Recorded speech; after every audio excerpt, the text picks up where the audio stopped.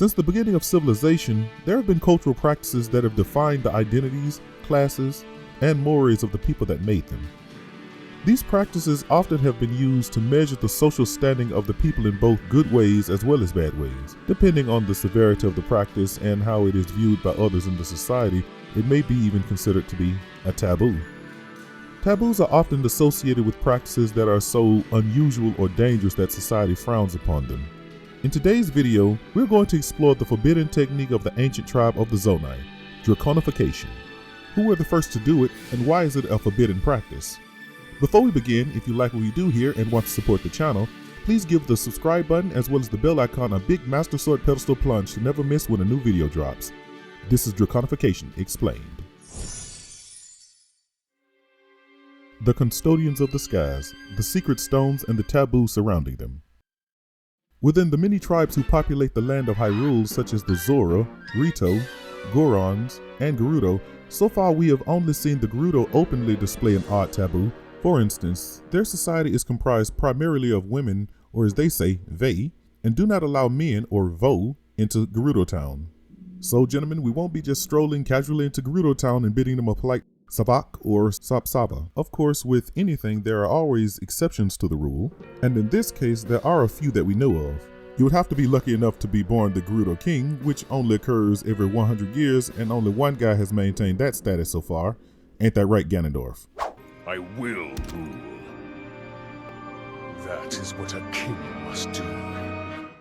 The other extenuating circumstance is that you would have to get clearance from the current Gerudo chief, which is exceedingly rare since they are also obligated to follow and enforce Gerudo customs. The third option, which seems to have been exploited by Link, and of course this guy, is to become a master of the skies Stop becoming another person, stop becoming another person. And sneak into Gerudo Town disguised as a woman, or Vei.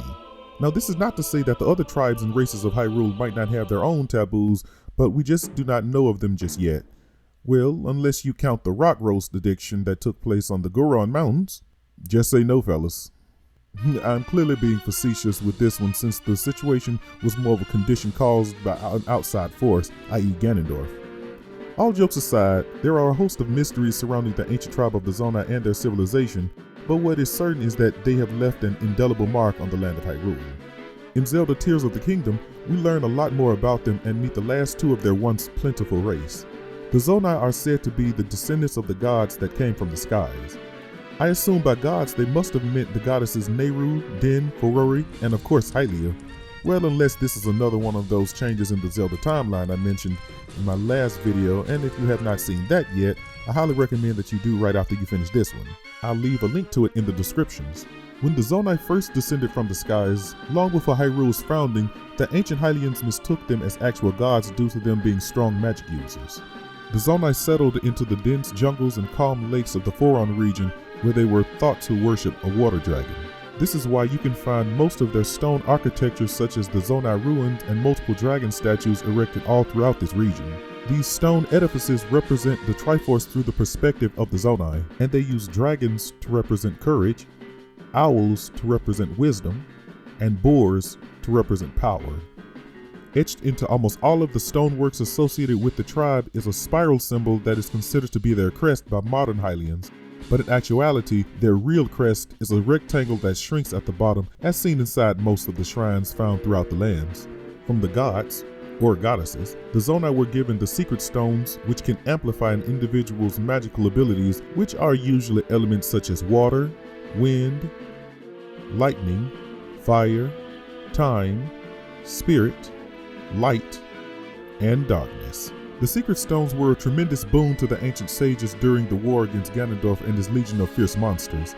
Although in the end, the war basically came down to a stalemate with Ganondorf being sealed away for thousands of years, while the ancient sages had succumbed to their grievous injuries and terrible burns, Ganondorf's gloom amplified by the power of the stolen secret stone inflicted upon their bodies. The secret stones made it possible for Rauru to form the Kingdom of Hyrule and become its first king along with his Hylian wife Sonia as its first queen. Being the last of the Zonai, Rauru and his sister Mineru were the only ones that had access to the pride of their people, which were the secret stones. Mineru, being an avid scholar, historian, and scientist, was the most knowledgeable of not only their people, but the secret stones themselves and how they worked. as if we couldn't already tell with the hundreds of books that lined the many shelves of her humble abode. It was from her that we learned of the Zonai's taboo, Draconification.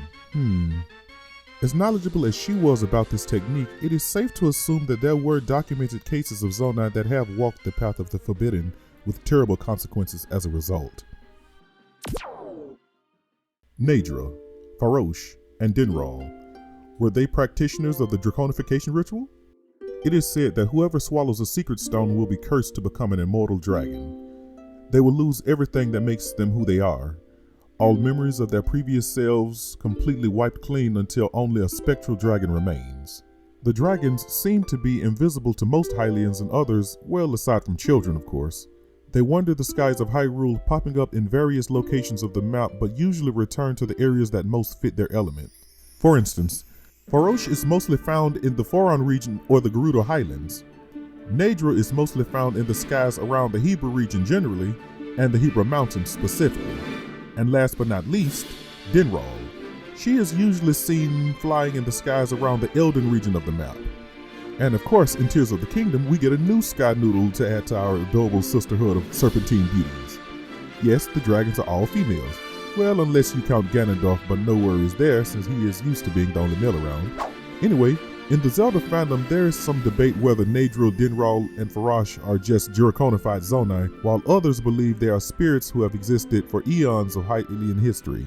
We at Chrisbkingdom reside in the latter camp. We believe that the original 3 dragons are spirits that have existed dating back to the creation of Hyrule and not some unfortunate souls that swallowed their secret stones for a few reasons. Number 1, if you look closely at either of the elemental dragons, the elements tend to surround them very similar to the spirit flames you see surrounding ghosts. Secondly, they wear the elements of the weather like a cloak of protection. We see this on full display when Link gets too close to either of them and is either shocked, burned, or frozen. The dragons of course do not do this intentionally, as they are peaceful creatures by nature and are protected as sacred creatures of light, very similar to the ones we saw in Zelda Skyward Sword, who were charged with protecting each region of Hyrule by Goddess Hylia herself. Now this part might just be coincidental, but if you look at their snouts, the elemental dragons tend to have a more bearded and rounded muzzle, while dragons born from swallowing a secret stone have more of a pointy muzzle without the prominent overbite or bearded upper lip. Of course, this could just be my own conjecture, so you are free to believe what you will.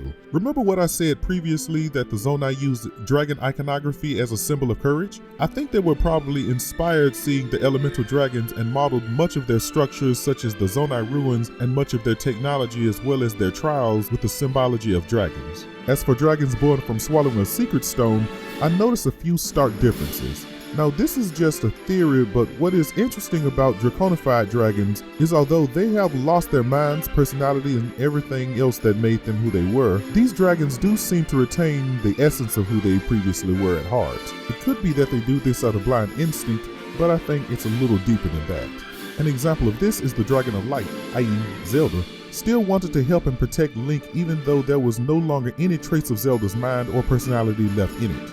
This is also true for Ganondorf when Link had completely overwhelmed his power as the Demon King and he felt the seal about to overtake him again. In an act of pure desperation, he rips the secret stone from the crest on his forehead and consumes it and becomes a huge and evil eternal dragon driven only by the will of Ganondorf's evil heart. Furthermore, not only does the dragon's instinct reflect the will of the Draconified person's heart, its body is literally made up of their will as well. When Zelda swallowed her secret stone, she became a dragon that exuberated pure sacred power, which made the dragon's body the perfect environment to nurse the Master Sword back to full strength, plus some. Inversely, the dragon that was born from Ganondorf was made up of the purest of gloom, with blotches of gloom and malice covering its body. These blotches sit on the dragon's skin like open abscesses, a true reflection of the poisonous intentions and destruction that Ganondorf had planned for Link and all of Hyrule. Everything. Sacrifice it all to destroy you. The consequences of Draconification. Why would someone willingly do it? Desperate times usually call for desperate measures, right? What would make someone give up everything that made them, them? Surely it would have to be for reasons truly worth sacrificing everything for. After Rauru had sacrificed himself to seal away Ganondorf, Zelda met with Mineru one last time. During their discussion, Zelda concluded that in order for the Master Sword to heal the grievous wounds that mummified Ganondorf inflicted upon it, as well as grown stronger, it would have to be bathed in a massive amount of sacred power, which both Zelda and Mineru knew would take centuries to produce. Now here is one of those desperate times we were talking about.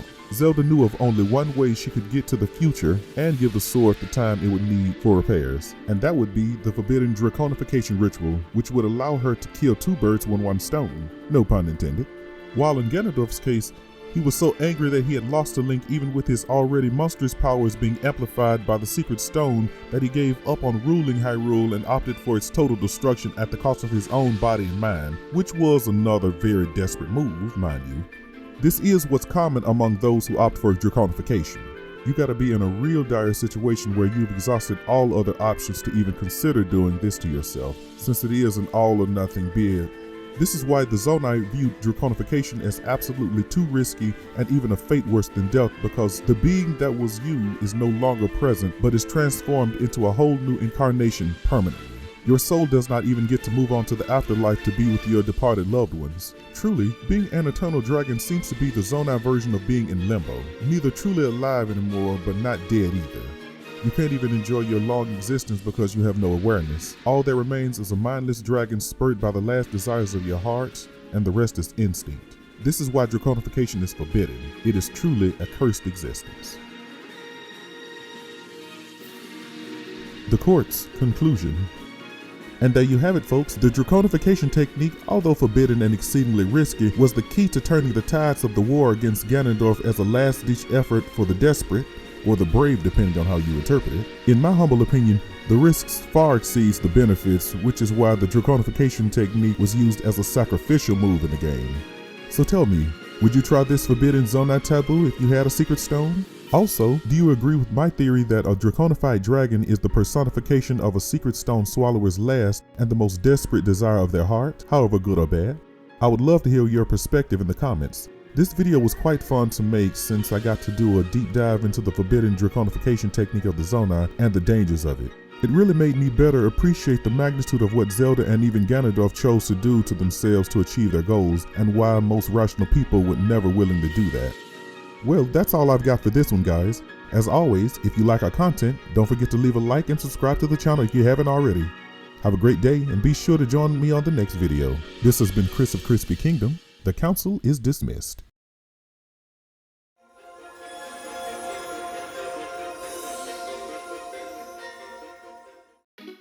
You